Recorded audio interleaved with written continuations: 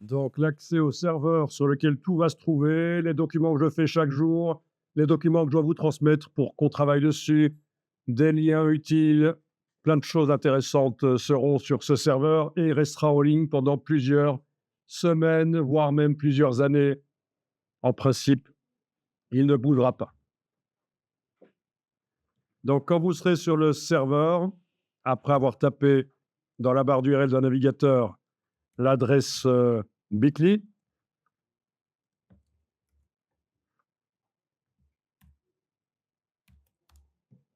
vous allez arriver sur ça. Pour l'instant, il n'y a pas grand-chose. Il y a juste un dossier lundi avec les documents InDesign que j'ai fait. Voilà.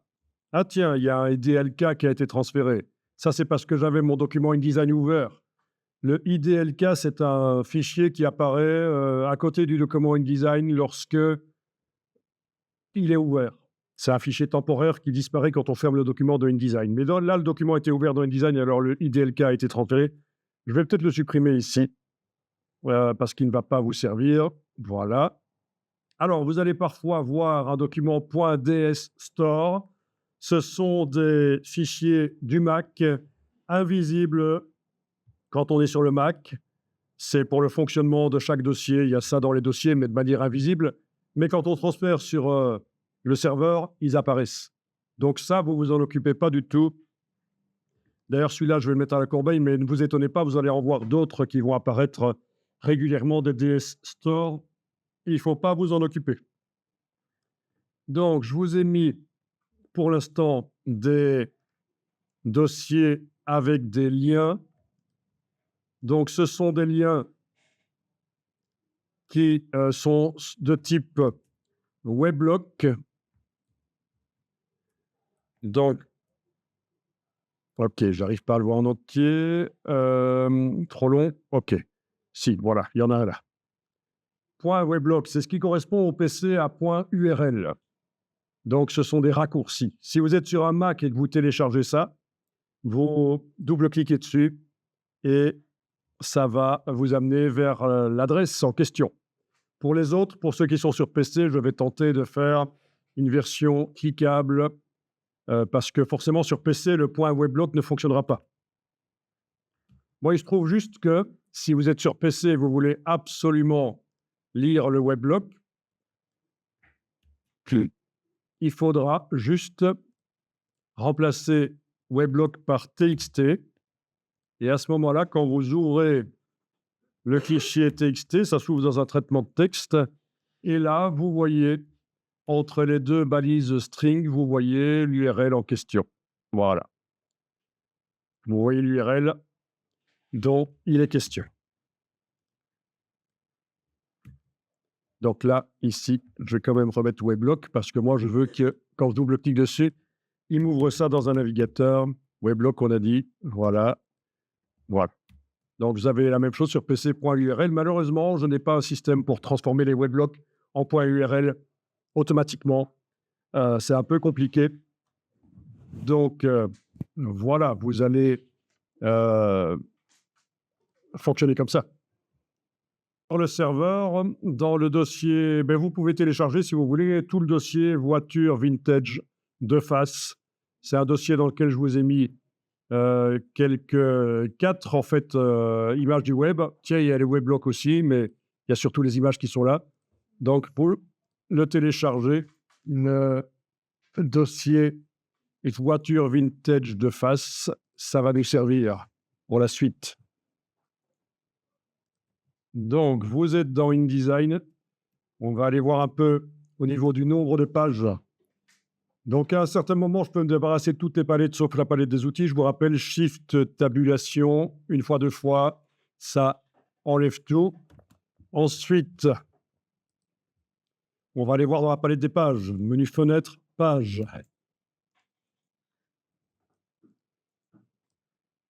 Donc, on a une page. Chez vous, la vignette est sans doute moins grande. On va faire en sorte que la vignette soit grande parce que dans un premier temps, ça peut être intéressant. Donc pour ça, vous allez dans le menu de la palette page jusqu'à la ligne la dernière option de panneau. Et là, vous pouvez demander page taille géante. Tant que j'y suis, moi j'ai demandé gabarit très grande. Ce sont des espèces de styles de pages, les gabarits. Ce sont des modèles de pages qui s'appliquent sur les pages du document. On ne va pas les utiliser tout de suite, mais vous pouvez aller voir dans gabarit, taille très grande. Ok, donc tu as demandé fenêtre page et tu ne vois pas apparaître la palette. Alors ça, c'est typiquement quand il y a plusieurs écrans connectés. Il n'est pas sur l'autre écran que tu as sur ta droite. Sinon, ah oui, sinon il faut demander menu fenêtre, espace de travail, réinitialiser les indispensables. Voilà, et ça peut aider. Fenêtre, espace de travail, réinitialiser les indispensables, ou fenêtre, espace de travail, d'abord demander les indispensables. Bon, chez moi, il apparaît en anglais, mais c'est les indispensables, c'est parce que j'ai installé InDesign aussi en anglais. Voilà. Et voilà, ça peut aider. Je remets la palette des outils en 2 colonnes. Shift tabulation. Voilà. Ça peut régler le problème. Donc, alors, dans la palette page, on était dans la palette page. Oui, évidemment, vu que j'ai réinitialisé les indispensables, j'ai à nouveau ma vignette, moi, minuscule. Donc, je vais dans le menu de la palette page, option de panneau. Voilà, géante, très grande. Ça peut poser problème avec des écrans qui ont peu de points, des vignettes trop grandes, mais ici, ça va.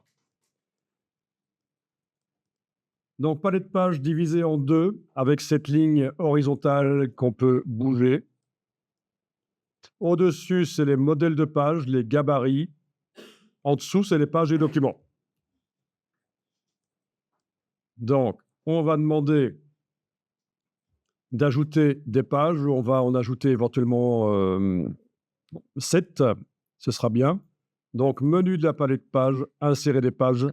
On aurait pu décider dès le départ, quand on a créé le document, qu'il y ait 8 pages, mais comme ça, vous voyez qu'on peut ajouter, insérer des pages. Insérer 7 pages, on en aura 8. Voilà. Il y a donc 8 pages avec l'ascenseur sur le côté. On les passe en revue.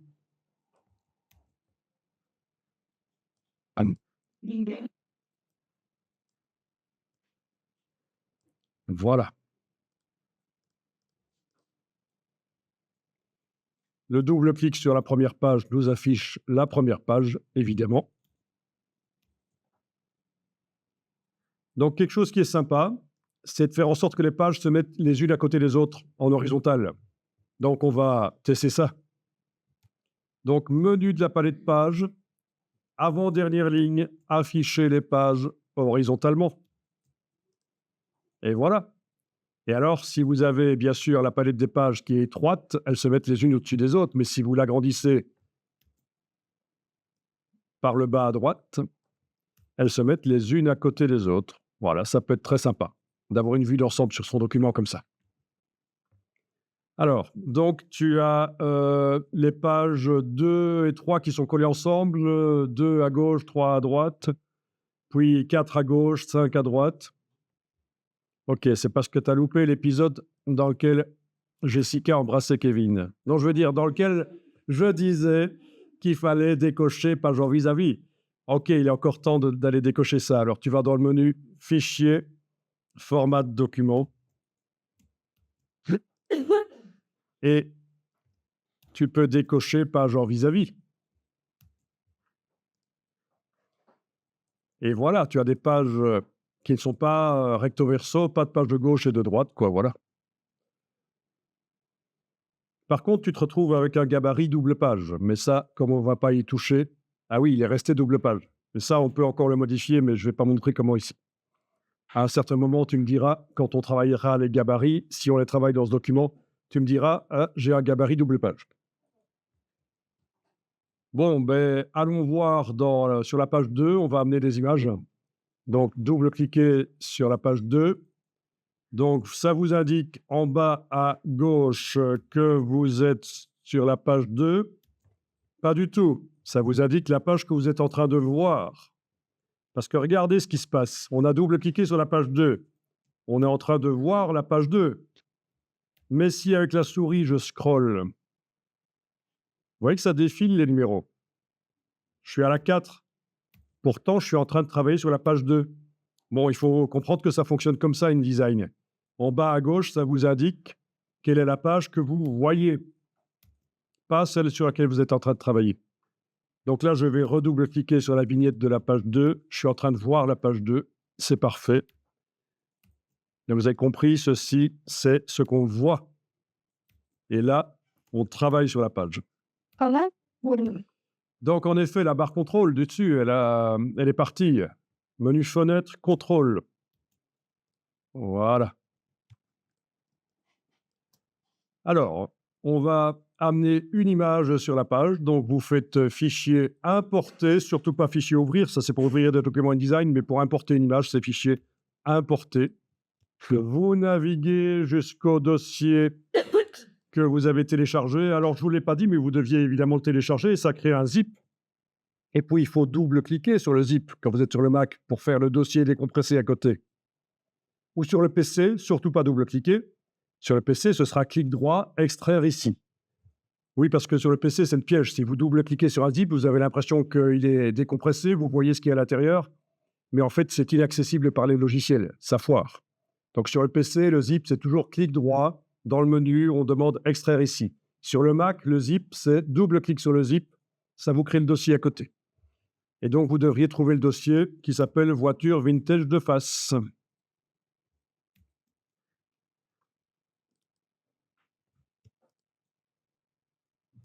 Ça va, vous le voyez?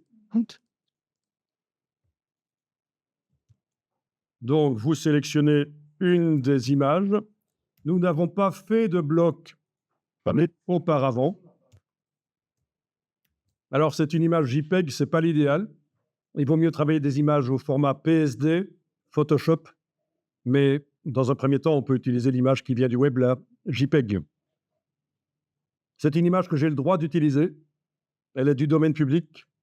Donc, je n'ai pas choisi n'importe quelle image sur le web parce qu'il y a des droits d'auteur. Mais là, je vous montrerai comment on fait pour trouver des images que vous avez le droit d'utiliser sur le web. Mais de plus en plus, on génère aussi par intelligence artificielle dans Photoshop, notamment Photoshop, Midjourney et plein d'autres intelligences artificielles. Et on n'arrive plus à voir si c'est une vraie photo ou une intelligence artificielle, évidemment. Bon, vous avez sélectionné l'image, vous cliquez. Donc, vous avez le bouton ouvrir. Vous avez le curseur qui est chargé, on dit. Si vous cliquez, ce sont les dimensions pré-réglées dans le fichier qui vont être vues. Vous pouvez essayer, je n'ai jamais essayé avec cette image, je viens de le télécharger il y a 5 minutes. Vous cliquez, voilà, comme prévu, on a un problème. Je ne sais pas si vous avez pris celle-là aussi, peut-être une autre, mais en tout cas, parmi les 4 qui étaient proposées, je ne vous ai pas dit laquelle ouvrir, mais peu importe. Là, vous voyez l'image avec ses dimensions pré-réglées. Si vous faites Alt roulette, vous zoomez en arrière et vous voyez que l'image, en fait, elle déborde énormément. D'ailleurs, on voit son cadre, là, voilà. Le cadre, les limites de l'image par rapport au format lettre, c'est immense. Donc, c'est pas bon. Donc, ce qu'on va faire ici, c'est annuler, faire un CTRL Z, commande Z, et on va déterminer la dimension de l'image au moment où on l'amène. On enfonce, on garde enfoncé, on bouge. Voilà. Donc, première manipulation des images. Et puis, comme je vous avais dit, après, à un certain moment, on ira faire 2 méthodes pour gérer les images via Photoshop. On verra ça. Mais là, dans un premier temps, on contraint les dimensions de l'image au moment de l'ouverture, de l'importation. Alors, si vous zoomez, est-ce que la qualité a l'air correcte ou est-ce que vous avez quelque chose qui est plutôt de cet ordre-là? Quelque chose d'un peu pixelisé quand vous zoomez? Pixelisé? OK. Donc, en fait, InDesign économise des informations sur les images euh, il économise des ressources informatiques plutôt, voilà, en affichant les images de manière plus simple, pixelisée. Mais vous pouvez demander de les afficher précises si votre ordinateur est assez puissant pour le faire. Surtout quand on a beaucoup d'images dans une publication, c'est ça le problème. C'est pas une image ici qui poserait problème. Mais voilà, vous allez dans le menu affichage, performance d'affichage, et vous demandez affichage de qualité supérieure. Voilà. Et il est probable que vous allez voir l'image presque aussi bien que dans Photoshop. Est-ce que ça a changé quelque chose pour vous? Il était déjà coché, c'est qu'il y a une des images qui est peut-être fort pixelisée. D'origine, je sais pas, je vais tester. Je vais juste tester. Oui, ça dépend aussi si on zoome fort dessus, bien sûr. C'est laquelle que vous avez vue pixelisée? C'est celle, la bleue? Ah, vous aviez zoomé énormément. Mais moi, il a fait, c'est pas d'être ceci, hein, moi, Donc, fichier importé, sélectionnez l'image, voilà. On enfonce le bouton à souris, on garde enfoncé, on bouge, on détermine la dimension. après, j'ai tout dessus. Voilà. Et oui, vous aviez zoomé énormément et ça pixelisait, évidemment. Mais enfin, ça reste correct. Quand je suis en affichage standard, là, c'est un peu faible. Mais en réalité, tout va bien. On pourrait rester dans InDesign avec cet affichage pixel et continuer à travailler et exporter un PDF. Ce serait la version haute définition dans le PDF. Ce ne serait pas cette version basse définition. C'est juste l'affichage sur écran, ça. OK, je vais quand même remettre affichage, performance d'affichage, affichage de qualité supérieure. Voilà. Alors, il y a pas mal de gens qui se lancent dans InDesign en se disant que c'est quand même beaucoup plus facile que Photoshop. Donc, le raisonnement, c'est je maîtrise Photoshop, donc je n'ai pas besoin d'apprendre InDesign, je lance le logiciel et j'essaye. Et là, ils sont déjà coincés. Ils n'arrivent pas à agrandir l'image parce qu'ils essayent d'agrandir le bloc avec la flèche noire et ça ne marche pas.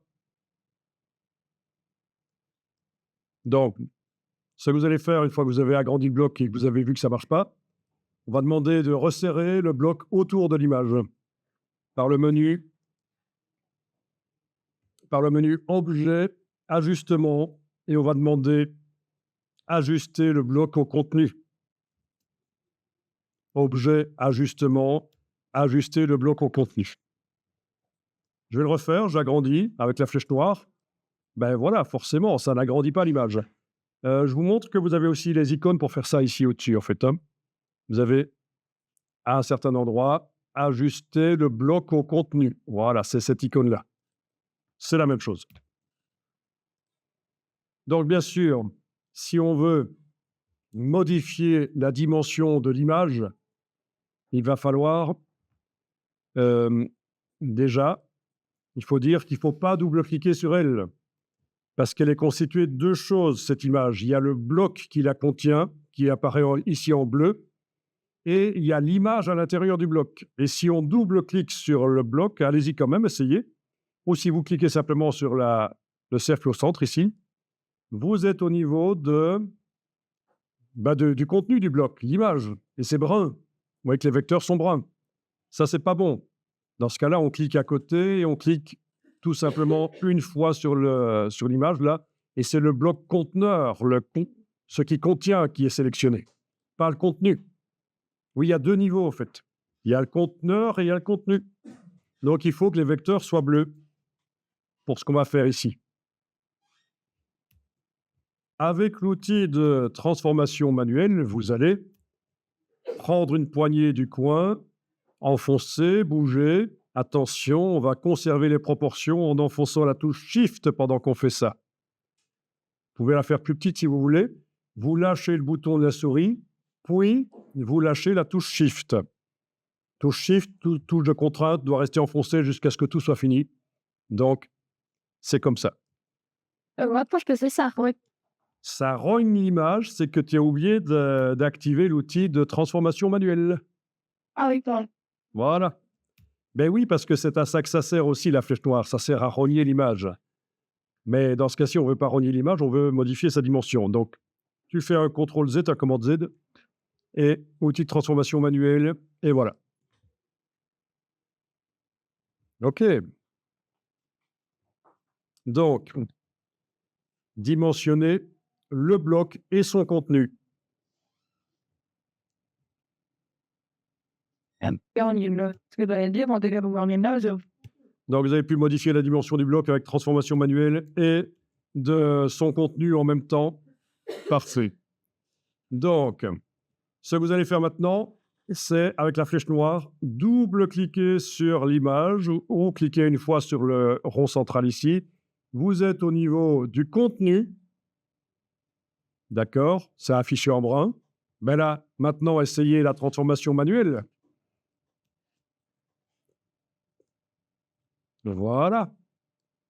C'est agrandir l'image, mais pas le bloc. Une fois que vous avez fait ça, vous pouvez appuyer là où il y a l'image et bouger et repositionner. Voilà.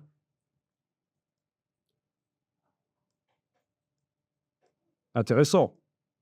Oui, attention, à un certain moment, il est possible que tout le bloc ne soit pas rempli parce que vous avez mis l'image trop en dehors du bloc. Donc, le recadrage, c'est évidemment très intéressant. C'est les masses. Donc, ça va pour repositionner avec l'outil de transformation manuelle. On arrive à bouger. Donc, dimensionnement, repositionnement. Regardez ceci. Je suis en train de repositionner l'image. Vous la voyez? Vous voyez le cadre? Là aussi. Là aussi. Voilà, je repositionne.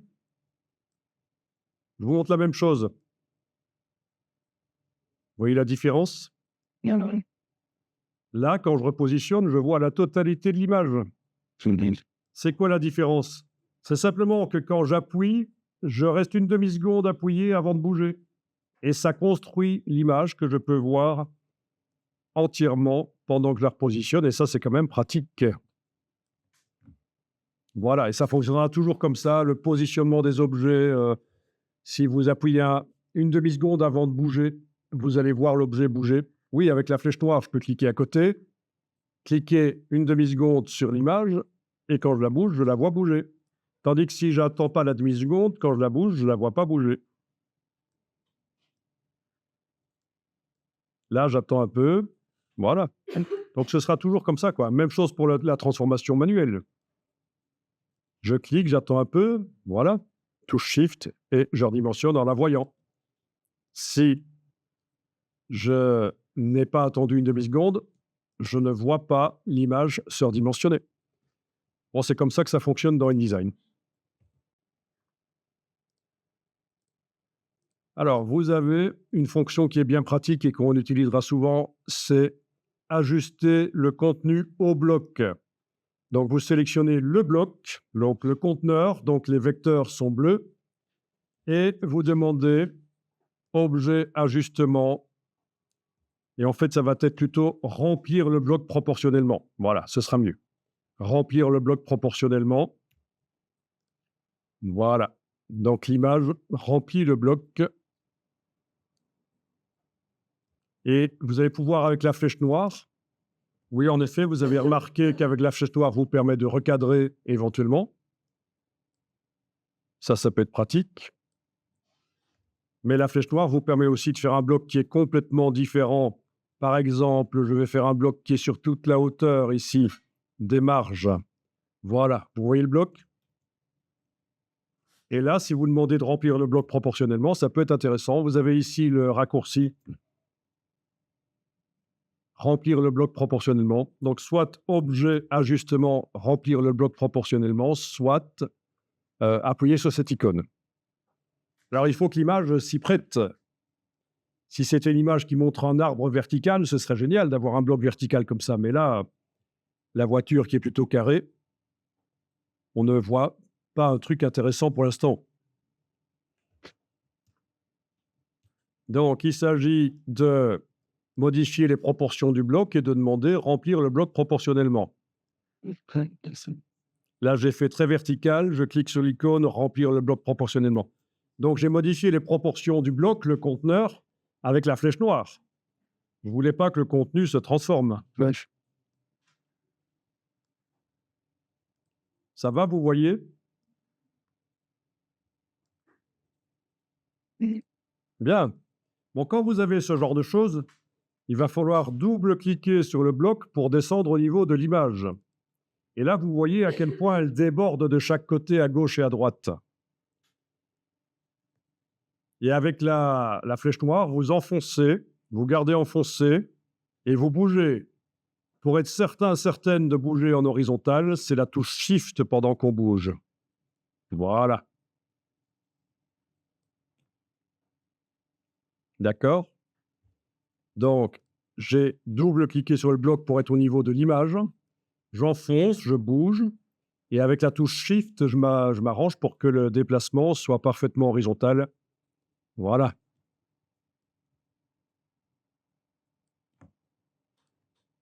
Assez intéressant de voir que ça fonctionne comme ça.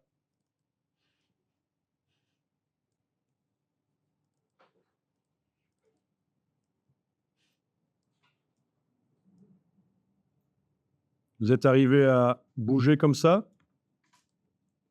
Bon, là, je vais enregistrer le document pour pas perdre ça.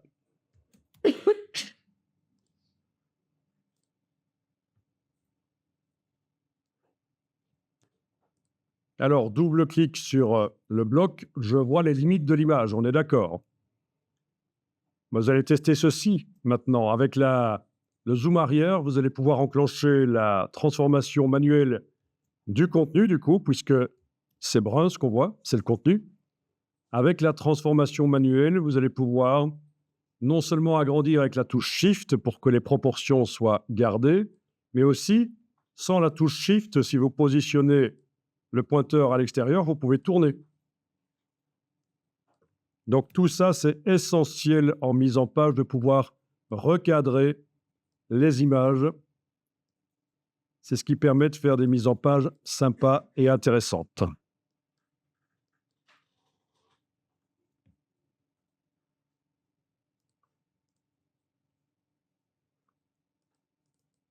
Donc c'est le double clic, on descend au niveau de l'image. Avec l'outil de transformation manuelle, j'agrandis avec la touche Shift. Voilà. Et je tourne. Et je repositionne s'il faut. Voilà. Donc tout ça, c'est des mises en page qui déchirent avec du recadrage. D'où l'intérêt de zoomer en arrière. Ça, c'est valable aussi dans Illustrator et Photoshop. Le zoom arrière permet de faire beaucoup plus que ce qu'on peut faire en zoom avant.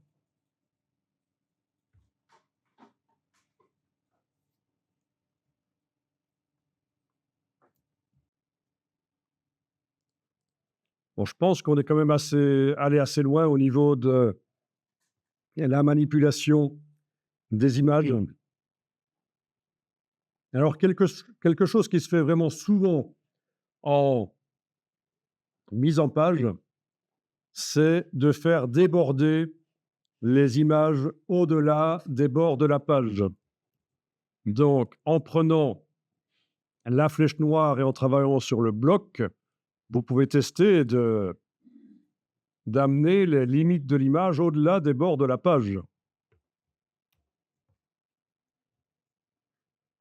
Qu'est-ce que ça donnera quand ce sera imprimé? Vous le voyez quand vous enclenchez la case aperçue. Voilà. Donc, pour faire bien la différence entre un boulot imprimé chez un imprimeur et un boulot fait sur une photocopieuse, faites aller les couleurs, les blocs couleurs, ça marche aussi avec des blocs couleurs, les blocs couleurs, les images au-delà des limites de la page. Oui, vous pourriez faire un bloc couleur comme on a fait tout à l'heure. Outil rectangle, tracé. Vérifiez bien que l'outil rectangle n'a pas de contour noir, sinon il faudra lui enlever.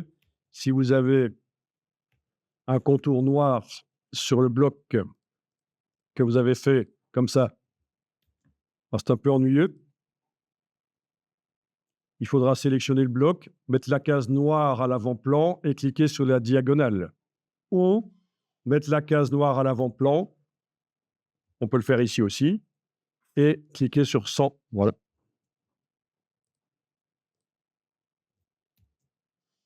Et donc là, voilà ce que ça donne quand on va imprimer. Vous pouvez avoir ce genre de choses. Ça peut être sympa. Il faut bien faire déborder le bloc au-delà des limites de la page.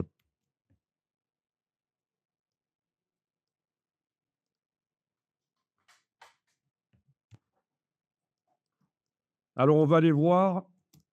D'abord, je vais enregistrer ça pour ne pas perdre.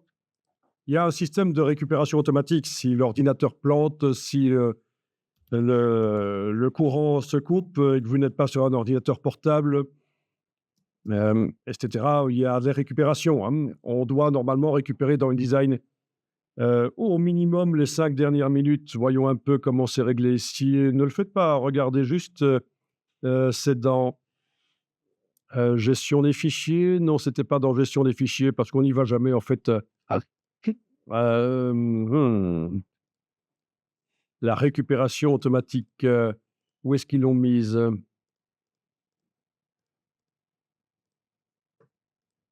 Ah non, performance d'affichage. Je croyais que c'était dans gestion des fichiers, mais non, ils indiquent pas ici. Ils indiquent juste où se trouve la récupération, le fichier de récupération, mais ils indiquent pas le nombre de minutes qu'on récupère. À mon avis, c'est plutôt 5 minutes. Mais bon, voilà. 5 minutes maximum qu'on perd. Et si on a de la chance, juste 30 secondes. Voilà, puisque ça enregistre régulièrement sans que vous le voyez. Si vous oubliez d'enregistrer le fichier sur le disque dur, ça enregistre pour vous au cas où ça plante. OK, on est d'accord, ça marche. Donc ça, c'est ce qu'on appelle de la création en bord perdu. On fait aller les images et les blocs au-delà des limites de la page. Alors pourquoi ça s'appelle bord perdu? Alors ici, dans un moteur de recherche, j'ai juste tapé imposition print et vous allez voir comment ça fonctionne. En réalité, il est impossible à l'imprimeur d'imprimer jusqu'au bord des feuilles. Donc, ce qui se passe, c'est qu'il va imprimer vos 16 pages, par exemple. Si vous avez un document de 32 pages, il va le faire 2 fois, bien sûr, sur chaque fois les 16 pages sur une grande feuille. Voilà, une grande feuille. Et alors, ce qui dépasse de vos pages, ça va être imprimé, ça va déborder. Mais ce n'est pas grave parce qu'après, cette grande feuille qui contient vos 16 pages va être pliée, rognée. Et c'est pour ça qu'on appelle ça des bords perdus. On a imprimé une partie du bord de la page pour rien. Ça va au rebut pour faire du papier recyclé. Donc, et ceci, c'est ce qu'on appelle l'imposition. Vos 16 pages de document, si vous avez un document de 16 pages, ou 32 pages, vos 2 fois 16 pages vont être positionnées comme ça. De manière à ce qu'une fois que c'est plié, vous voyez, c'est tête bêche. Hein. Elles sont tête bêche. Ça, c'est le haut de la page, ça, c'est le bas de la page à chaque fois. Hein. De manière que quand c'est plié et rogné, ce soit dans le bon ordre. Voilà, tout simplement. C'est ce qu'on appelle l'imposition. Et ce n'est pas vous qui faites ça. C'est souvent une question qu'on a. Comment je fais pour préparer mes pages pour l'imprimeur, l'imposition, le positionnement? Non, vous lui filez un PDF avec les pages dans le bon ordre et son logiciel d'imposition va créer ce positionnement des pages tête bêche, l'imposition.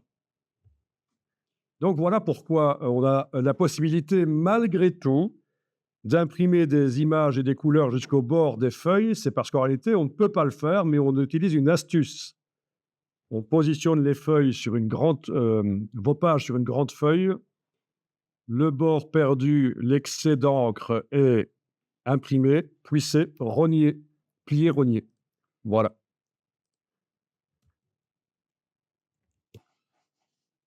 On va bientôt faire un test d'exportation du PDF, vous allez voir. Alors, allons voir un peu dans la palette Liens. Menu Fenêtre, Liens.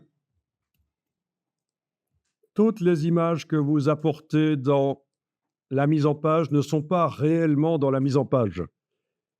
Le document, pour bien fonctionner, a besoin absolument du fichier de l'image qui est à côté de lui. Donc, si je vais voir dans le dossier ici, je suis en train de travailler sur quel document? Il s'appelle 10, intro 10.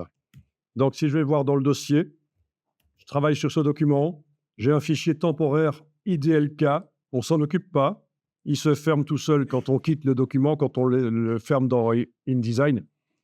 Mais alors, il a besoin absolument, ce document, de l'image que je viens d'amener, qui est dans le dossier, dans ce cas-ci, ici, voilà, est-ce que c'est celle-là? Oui, c'est celle-là. Là, je suis sur le Mac, je fais juste une barre d'espacement pour voir en grand le fichier qui est actuellement sélectionné. Donc, voilà, il faut bien comprendre qu'il s'agit d'un lien. Sans l'image qui accompagne le document InDesign, l'image s'imprimera pixelisée, si elle s'imprime. Alors, voyons un peu la palette lien, vous la voyez? Oui. Donc, vous avez l'image qui est visiblement à 2 endroits. Est-ce que c'est possible qu'elle soit à 2 endroits du document? Et fixée où? Ah non, apparemment. Ah, c'est surprenant ça. Il est dans le texte en excès. J'aurais mis une image dans le texte en excès par erreur À la place de Barcelona. à la place de? Barcelona. Ah oui! Mince! Ça, c'est ennuyeux. Ah oui, j'avais le bloc là qui était sélectionné quand je suis allé chercher l'image à un certain moment. Donc, elle a remplacé le texte apparemment. C'est pas grave. Regardez ce que je vais faire. Je sélectionne ce bloc, je le supprime. Je vais réouvrir une ancienne version du document. Dans la version 9, est-ce que le bloc y était? Non, j'avais déjà fait l'erreur. Dans la version 8, est-ce que le bloc y était? Oui, il y était. OK, je le sélectionne. Ah! Il était sans mes effets spéciaux que j'avais mis. C'est pas grave, c'est toujours mieux que rien. Je vais le copier, édition copier. Je viens ici, édition coller sur place. Il arrive au bon endroit. OK. Et puis là, il faut que j'aille retravailler évidemment ce que j'ai perdu. Voilà, et j'ai pas enregistré assez. J'aurais dû enregistrer plus. J'ai perdu certaines des choses que j'avais faites. C'est malin. Donc, il s'agissait de l'UR interne. Non, d'ombre interne, pardon. L'ombre interne, voilà, etc. Blablabla. OK, c'est refait. OK, c'est bon. Vous voyez l'intérêt d'enregistrer régulièrement sous un nom différent les documents, c'est que si on supprime un élément par erreur, je peux le récupérer. Voilà. Donc, j'en étais à la palette lien. Vous n'avez l'image qu'à un seul endroit. Oui, deux. Ah non, ça c'est la page. C'est un hyperlien pour vous amener sur la page. Voilà, quand vous êtes par exemple sur la page 6, voilà, je suis sur la page 6, ou sur la 1, voilà, je suis sur la 1, c'est plus clair. Je clique sur le 2 ici, et j'arrive là où se trouve l'image. Voilà, un hyperlien. Par contre, je n'ai plus le dossier avec 2 images à l'intérieur, elle n'est vraiment plus comme chez vous qu'à un endroit, cette image. Parfait. Et alors, qu'est-ce que je voulais dire avec la palette lien? Vous sélectionnez le lien et vous déployez dans le bas de la palette lien les informations. Et là, il vous dit plusieurs choses. C'est du JPEG, ça c'est le format. Il est sur la page 2. C'est une image RVB. Il voit le lien, n'a pas été renommé, il n'y a pas de problème, il la voit. Regardez ce qui se passe si me prenait l'envie de renommer l'image ici. Je vais mettre juste un petit tiret devant. OK, elle est là. Vous voyez ce qui se passe? Il la trouve plus. Il dit qu'il est manquant. Ah oui? Bon, là, je vais simplifier l'explication. Je vais juste aller enlever. Donc, quand on change de place sur le disque dur ou qu'on renomme l'image ou qu'on la supprime, il la trouve plus. Donc, ça, c'est très ennuyeux. Donc, il faut faire gaffe. Voilà. La taille du fichier, c'est minuscule. On peut avoir des images de plusieurs dizaines, voire même centaines de mégas parfois. Oui, au fait, pour passer d'un logiciel à l'autre, ça marche. Vous connaissez sur Mac? Parce que vous voyez que je passe rapidement du Finder à InDesign ou à autre chose. Hein. Donc, c'est commande tabulation. Commande tabulation, c'est pour faire apparaître ceci. Vous avez la même chose avec Sur le PC, je pense que c'est Alt tabulation. Sur le PC, oui, c'est le gestionnaire comme ça pour passer d'une application à l'autre. N'hésitez pas à demander si je ne vous le dis pas. Il y a tellement de choses à dire. Alors, je continue ici. Oui, ça, c'est les profils couleurs. Visiblement, voilà, profil C2, profil récent. Ça indique juste pour quel matériel l'image a été faite. Ça, c'est le réglage de la résolution dans Photoshop. On va en reparler plus tard. Ça, c'est le réglage de la résolution dans InDesign.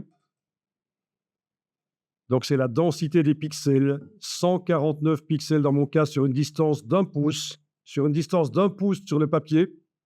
Donc, 2,54 cm, 1 pouce. 149 pixels de l'image sont utilisés pour créer l'image sur le papier sur une distance d'1 pouce. Ça, c'est la résolution. C'est le nombre de pixels de l'image qui sont utilisés sur une distance d'1 pouce pour créer l'image sur le papier. Ça, c'est la définition de l'image, sa précision, etc. On a d'autres choses, la mise à échelle, etc. Gardez ça affiché et on va les tester sur une autre page, avec une autre image. Allez sur la page 3.